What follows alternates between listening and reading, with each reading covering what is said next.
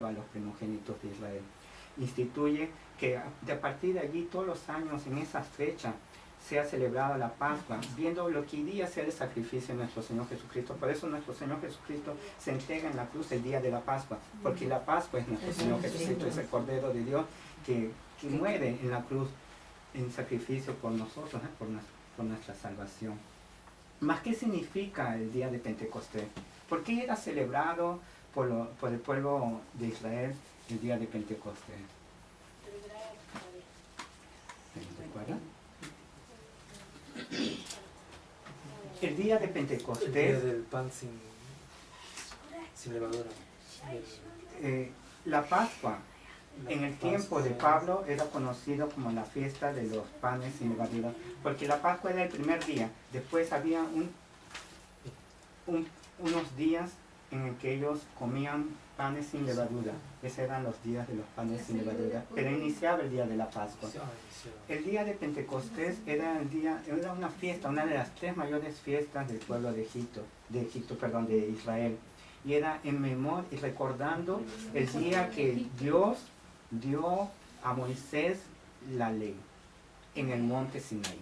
El día de Pentecostés era recordado eso, que Dios dio la ley a Moisés en el monte Sinaí. Y después la iglesia, por ejemplo, ¿qué es lo que sucedió en el día de Pentecostés? Hemos visto en el libro de Hechos, es el día en que Dios, en que los lleno del Espíritu los cristianos recibieron por primera vez la promesa del Espíritu Santo. 120 personas recibieron el Espíritu Santo. Y vemos en el versículo 6, nosotros, pasados los días de los panes sin levadura, navegamos de Filipos, y en 5 días nos reunimos con ellos en Troas, donde nos quedamos 7 días. En su viaje, cuando fue de Troas sentido a Filipos, Pablo se demoró 2 días, mas en su regreso de Troas para Filipos, él demora 5 días. ¿Por qué es que esa diferencia de día? Es porque en esa parte es el mar Egeo. Depende de la dirección del viento, y si es que hay viento. Se piensa de que para que Pablo llegue en 2 días era porque el viento estaba en ese sentido. Y si ellos demoraron 5 días, el viento estaba en sentido contrario, en sentido contrario. Y por algún motivo que no nos dicen las escrituras, que no nos describe Lucas, ellos permanecen en Troas 7 días. Pensamos que es porque Pablo estaba ministrando la palabra de Dios. Vimos en los 2 primeros versículos, como mencionamos, Pablo mostrando el amor de Dios, enseñando la palabra de Dios. En los versículos 3 al versículo 6, Pablo mostrando el amor de Dios, preparando una ofrenda, preparando una ayuda económica a los hermanos necesitados. Y nos preguntamos, ¿nosotros debemos ayudar? Sí. ¿Debemos ayudar? Sí, ¿no? Es el mayor regalo que el cristiano, el Hijo de Dios, debe dar a sus hermanos cuando ve a alguien en necesidad. La palabra de Dios nos enseña que debemos ayudar a nuestros hermanos. En 1 de Juan, capítulo 3, 17.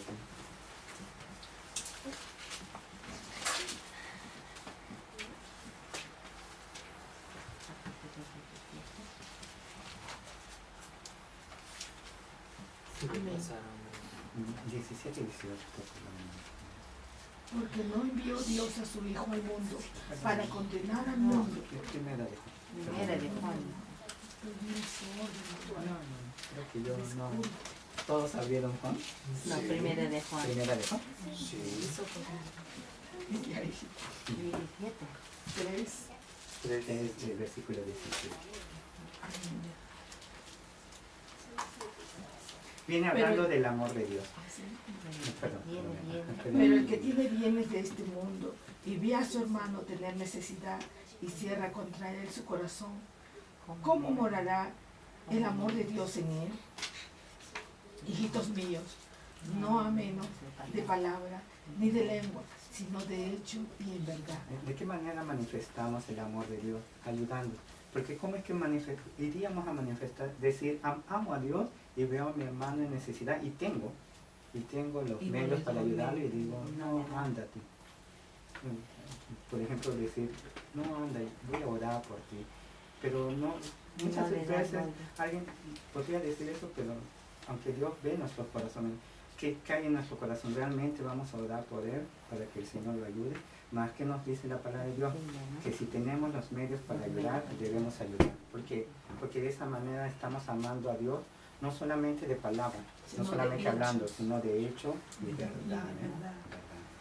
Luego también la palabra de Dios nos dice que debemos, en 1 Timoteo capítulo 5, versículo 8. 1 Timoteo capítulo 5, versículo 8. 18, 8. 5. Capítulo 5. ¿Alguien puede leerlo, por favor?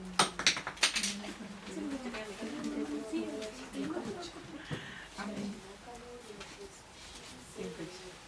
Porque si alguno no pruebe para lo suyo, y mayormente para la de su casa, ha negado la fe y es peor que un incrédulo. Es bien claro, es bien fuerte, Pablo. Debemos ayudar a nuestros hermanos y debemos proveer para nuestra casa, para los nuestros, ¿no? Y el no hacerlo es Pecado. es peor que un incrédulo. El apóstol Pablo nos dice que si actuamos de esa manera, actuamos peor que un incrédulo. ¿Por qué peor que un incrédulo? Porque el incrédulo no conoce la palabra de Dios, mas un creyente conoce la palabra de Dios, nos muestra qué debemos hacer, y no lo hacerlo hacemos. es actuar peor que un incrédulo. Es avaricia, ¿no? Movido por la avaricia, ¿no? Segunda de Corintios, capítulo 9, versículo 7. Pero también cuando Por eso habla de menciona- la forma de ayudar, el Señor te da discernimiento. Sí, también. porque es dentro de sus posibilidades. Por ejemplo, también un hijo de Dios no va a dejar de dar de comer a su hijo, quitarle la comida de Al su hijo hijo para para dar a dar a otro, ¿no? Por eso que la palabra de Dios nos dice a los suyos y mayormente para los de su casa, ¿no? Es dentro de sus posibilidades, más el Señor da discernimiento. Por ejemplo, si una persona está No, primero prácticamente para morirse, el Señor nos daría discernimiento para tal vez privarnos nosotros para Ese es en caso darle, ¿no? extremo. En caso extremo, sí. En caso Amén. extremo. Segunda de Corintios, perdón. Ahorita. Capítulo 9, versículo. 7. Vamos a leer desde el versículo 6. Amén. Pero esto digo, el que siembra escasamente, también segará escasamente. Y el que siembra generosamente, generosamente también segará, cada uno de cómo propuso en su corazón. No con tristeza ni con necesidad, porque Dios ama al dador alegre. Y poderoso es Dios para hacer que abunde en vosotros toda gracia, a fin de que teniendo siempre en todas las cosas todo lo suficiente, abundancia para toda buena obra. Abundéis para toda buena obra. Abundéis para toda buena obra. Vemos que la palabra de Dios nos enseña que debemos ser generosos. La palabra es generosamente. El que siembra escasamente también segará escasamente. Y el que siembra generosamente, generosamente también segará generosamente. No es obligado, debe ser de un corazón transformado por Dios, ¿no? No con tristeza, ¿no? Como dicen, ¿no? Ni por necesidad, porque alguien nos está obligando, ¿no? Sino porque Dios ama. Porque si sabemos que Dios ama al dador alegre, ¿qué es lo que debemos ser? Generosos, ¿no? Generosos, ¿no? Eso no está especificando que nosotros debemos ayudar en cuestión de dinero, ¿no? No solamente en dinero, pero también incluye, aunque aquí nos dice, por eso que hemos visto en el versículo 8, dice, y poderoso es Dios para hacer que abunde en vosotros toda gracia, a fin de que, teniendo siempre en todas las cosas todo lo suficiente, abundéis para toda buena obra. ¿Cómo es que podemos hacer buenas obras? Porque Dios nos provee y debemos hacerlo generosamente, no solamente en lo económico, sino en todo. Y, por ejemplo, no es que estemos predicando la prosperidad, más es la palabra de Dios. Cuando piden las ofrendas, La palabra de Dios es clara. El Señor nos está diciendo que quien siembra escasamente segará escasamente. Es la ley de la siembra y la cosecha, ¿no? Mal usado por muchas personas, más que todos los predicadores de la prosperidad, diciendo Sabemos mucho lo que dicen y da todo lo que Da tiene todo para lo que tenga y te y viene después el que doble no triste. recibe porque no Te da tiene el doble. fe, todavía te echan la fruta, ¿no? Sí, Pero sí es lo que la palabra de Dios nos enseña. ¿De qué manera? Generosamente, Toda la y un corazón adoro. generoso, ¿no? Como Dios le agrada, dando con alegría, ¿no? El Señor nos muestra algo.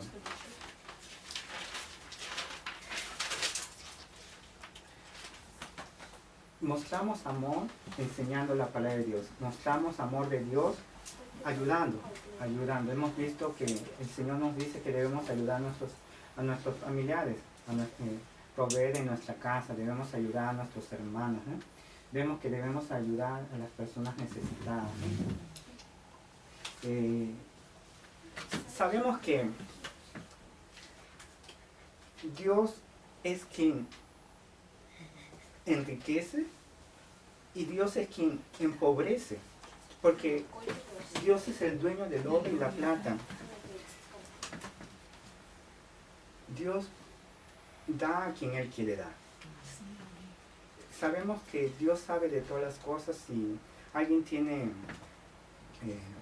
debilidad, si se puede decir, por el dinero, nunca lo va a prosperar, porque probablemente si lo prospera va a ser más fácil para que caiga en su debilidad, ¿eh? Mas hay cosas que la palabra de Dios nos enseña de cómo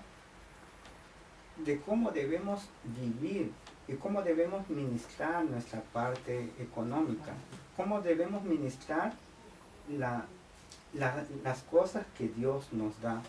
Y está en el libro de Proverbios. Proverbios tiene muchísimo que nos enseña. Recordamos que el libro de Proverbios fue escrito mayormente por Salomón.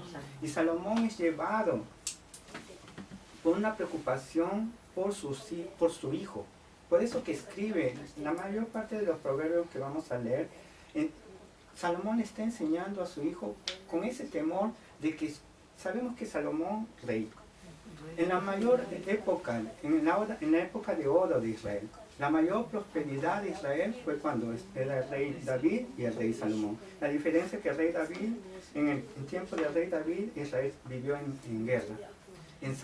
Con el reinado de Salomón, Israel vivió en paz. Y fue la mayor época de prosperidad de Israel. Y tanto Salomón como sus hijos vivían con todo tipo de lujo. Mas vemos cómo, y también recordamos que Salomón es la persona que le pidió a Dios, no, que Dios le dijo que pídeme lo que tú quieras, ¿no? Y te lo daré. Y Salomón, ¿qué es lo que le pide? Le pide sabiduría. Con la sabiduría que Dios le dio a Salomón, su preocupación de Salomón era de que su hijo, por las riquezas en las cuales él vivía, se aparte, que no ame a Dios y obedezca a Dios, que se aparte de Dios, ¿eh? Y en los versículos que vamos a ver, el Señor nos muestra cómo es que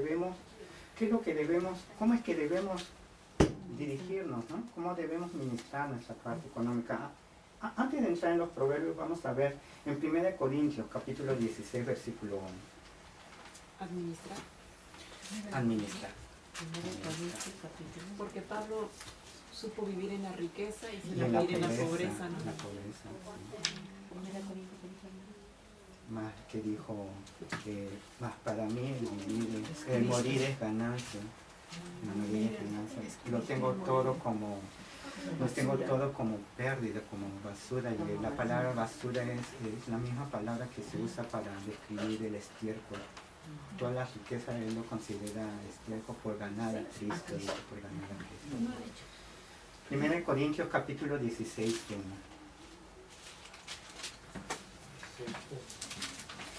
Recordamos, Pablo está llevando ofrendas a los necesitados, a sus hermanos necesitados en las iglesias de Jerusalén, ¿no?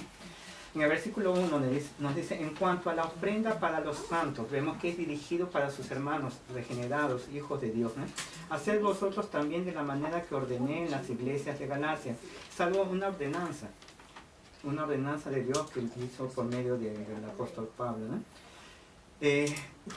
Cada primer día de la semana, ¿Cuál es el primer día de la semana? Domingo. Es domingo.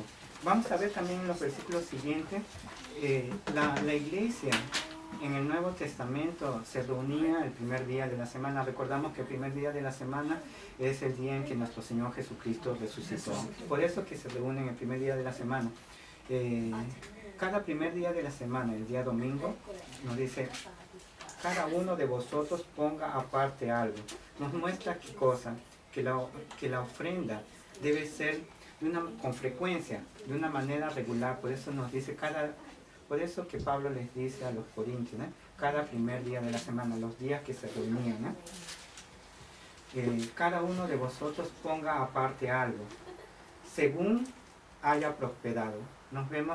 Vemos que Pablo nos está enseñando que debe ser nuestra ofrenda de manera frecuente y también según haya prosperado. Eso significa que debemos hacerlo en proporción a nuestro ingreso, ¿no? Según nuestra economía. Según lo que Dios nos da, ¿eh? Según lo que Dios nos prospera.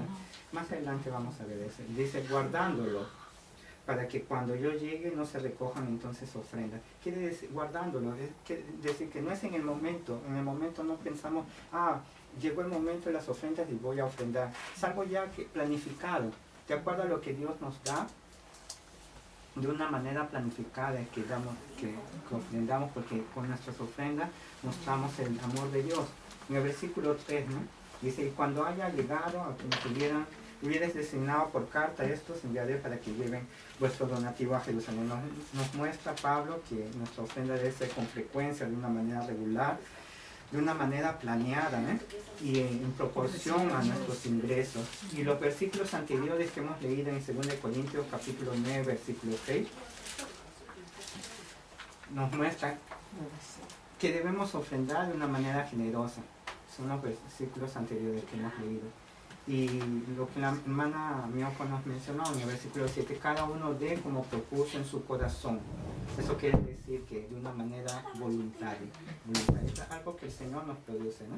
No con tristeza ni con necesidad, porque Dios ama al dador alegre, ¿no? Ahora vamos en Proverbios. El primer proverbio que vamos a ver es en capítulo 3.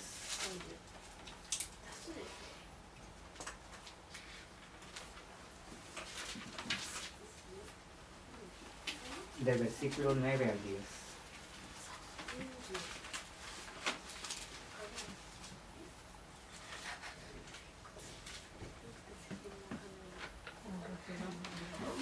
La palabra de Dios nos dice, honra a Jehová con tus bienes y con las primicias de todos tus frutos, y serán llenos tus graneros con abundancia, y tus lagares rebosarán de mosto. Lagares eran los lugares, era tipo el subterráneo, el sótano, la parte baja de la casa donde eran guardado el vino. Por eso nos dice, honra a Jehová, honra al Señor con tus bienes y con las primicias de todos tus frutos. La consecuencia es que serán llenos nuestros graneros con abundancia y nuestros lagares rebosarán de mosto. En ese sentido, ¿no? Habrá abundancia, habrá lo que nosotros necesitamos. Mas ¿cómo es que honramos a Dios con nuestros bienes? ¿Cómo es que honramos? Dios nos da, hemos entendido que Dios es quien nos da todo. Todo. Y sabemos que nada nos faltará, porque Dios nos ha prometido que no nos dejará ni nos desamparará. Y es la promesa del Señor, y sabemos que Dios es fiel a sus promesas, ¿no? Mas ¿cómo honramos a Dios con nuestros bienes? Administrando nuestros bienes de la manera que la palabra de Dios nos dice. ¿Cómo honramos a Dios con nuestros bienes? Usando nuestro dinero y el dinero que Dios nos da conforme la voluntad de Dios. De esa manera honramos a Dios con nuestros bienes, ¿eh? En Proverbios capítulo 10, versículo 4.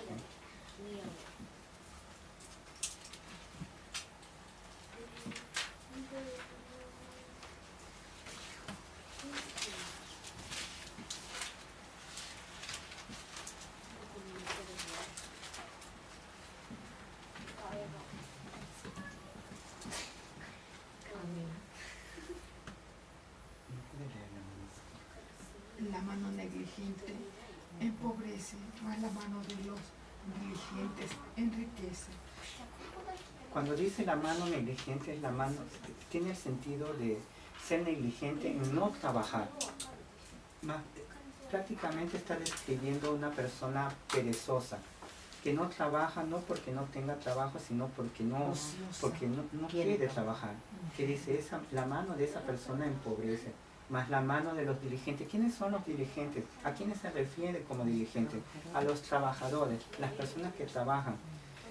¿Qué dice? Más la mano de los dirigentes, de los trabajadores, enriquece. El principal medio que Dios usa para proveernos es por medio de nuestro trabajo. Y debemos ser diligentes en nuestro trabajo. Sabemos que trabajamos para Dios. No podemos hacer de nuestro trabajo un ídolo. No idolatramos nuestro trabajo, mas también debemos entender que Dios nos da un trabajo para proveernos de nuestra necesidad. Y en nuestro trabajo no debemos ser perezosos, debemos ser esforzados, ¿no? En Proverbios capítulo 11, 24.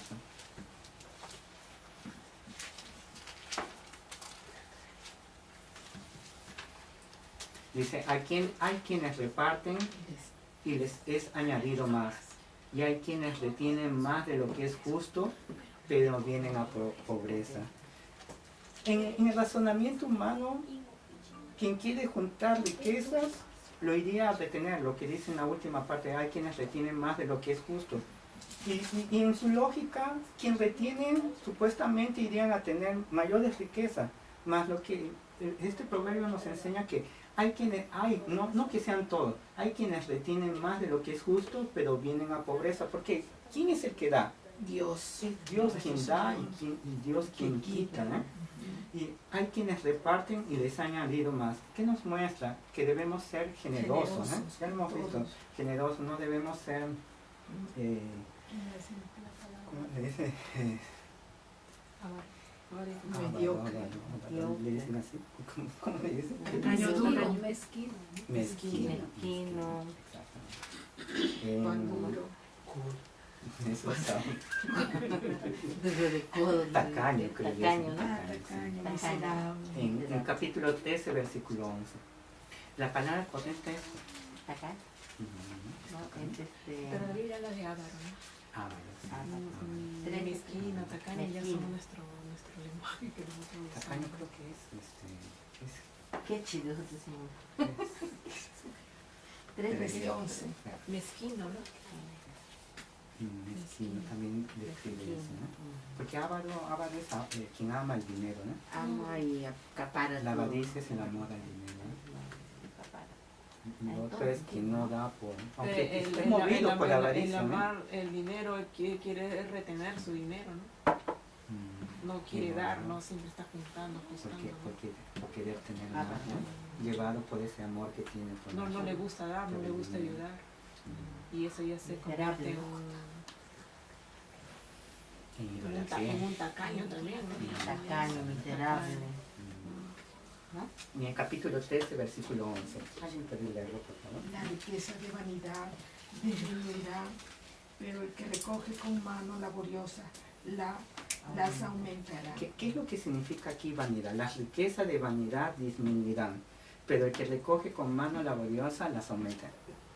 Es un contraste entre vanidad y mano laboriosa. Más, ¿qué significa vanidad aquí? Tiene significado de fantasía, de hacer un plan que no tiene sentido. Por ejemplo, hay personas que piensan, voy a hacer algo y me voy a volver millonario de un día para el otro. Es una fantasía. Es algo que hay personas que viven así, pensando, por ejemplo, voy a comprarme la lotería y voy a ganar y voy a volverme rico. Es una fantasía, es lo que describe aquí como vanidad. Las riquezas de vanidad disminuirán, pero el que recoge con mano laboriosa las aumenta. ¿Qué quiere decir? Es un contraste entre alguien que vive en fantasía y otra persona que trabaja de la manera que Dios demanda, ¿no? Que trabajemos, ¿no? Perdón, era 13. Y eso de que se quiere ganar la lotería viene por generaciones. ¿No? Sí, es algo que hasta escuchamos a veces, muchas veces dentro de... Y yo ya jugué. Todos han jugado de ¿Quién no chiste. compró? ¿Quién no ha jugado? Yo era una de las personas que a veces iban... Bingo. La vendía. ¿Qué es eso? ¿Hacen la fiesta de la Zumba? No. Boletos de lotería. La vendía. Nunca he comprado. Yo Ah, las las vendía. vendía. Yo las Yo vendía. escuché vendimia. Ah, no, ¿Las vendía las usted? vendía. Así usted promovía esas fantasías, Sí, esas vanidades. sí, hermano. En el capítulo 21, versículo 6. No las compraba porque sabían que eran estafas. Hay muchas Yo no sé si personas, es. Capítulo 6. La lotería estafa. Ah, eso no está. no tiene nada. O sea, ganan, pero en proporción. Yo también ganaba, ¿no? entre- Pero antes de ser convertido, por favor. ¿Ah? Oye, tienen Es un su. viejo hombre. No es necesario que lo remarquen. ¿No? Lo que yo Pero- ¿Cómo es? El enemigo es tan astuto. Las primeras veces que jugué gané. Y eso lo produce. Sí. Ah, como he ganado, voy a seguir. Sí, Oh, tira mi plata porque si no va a salir todo engaño, todo eso. Pero de 21. Capítulo 21, versículo 6. Mi papá que piensa que se va a ganar patilla. En el versículo 5 vamos a ver. Nos dice, los pensamientos del diligente ciertamente tienden a la abundancia, mas todo el que se apresura alocadamente, de cierto va a la pobreza. Vemos un contraste también, diligente y el que se apresura alocadamente. Diligente es el que trabaja diligentemente, ¿no? Y el que se apresura alocadamente es aquel que es loco, alocado, es intempestivo. Son aquellas personas que, por ejemplo, ven algo, Arriesga. ¿Y qué? Como juego caballo, como dice. que ven, por ejemplo, van a un supermercado, a un reparto y ve algo, no tiene esa necesidad, pero quiero y lo compro. Es de una manera Sin necesidad. así, sin necesidad, exactamente. ¿Eso qué significa? Que no es nada. ¿Eso qué es? Que es intempestivo, ¿no? Alocadamente. Esos son locos. Todo el que se apresura, Impulsivo, apresura. Impulsivo a gastar dinero. Hay muchas personas que son compradores impulsivos, ¿no? Estamos viendo lo que nos enseña la palabra de Dios, de qué manera Impulsivo como. administrar nuestra parte económica dada por Dios, administrando de una manera que es conforme a la palabra de Dios, conforme a la voluntad de Dios, ¿no? En el versículo 6 nos dice, amontonar tesoros con lengua mentirosa es aliento fugaz de aquellos que buscan la muerte. Lengua mentirosa, amontonar tesoros con lengua mentirosa de una manera deshonesta por medio de la mentira. ¿Cómo lo describe? Es aliento fugaz. Quiere decir que Se termina pronto. puede pasar rápidamente. La manera que tal vez por medio de la mentira se consiga algo rápidamente, eso también se va Se va rápido. rápidamente, ¿no? En el capítulo 13, versículo 18. Sí, todo es en Proverbios.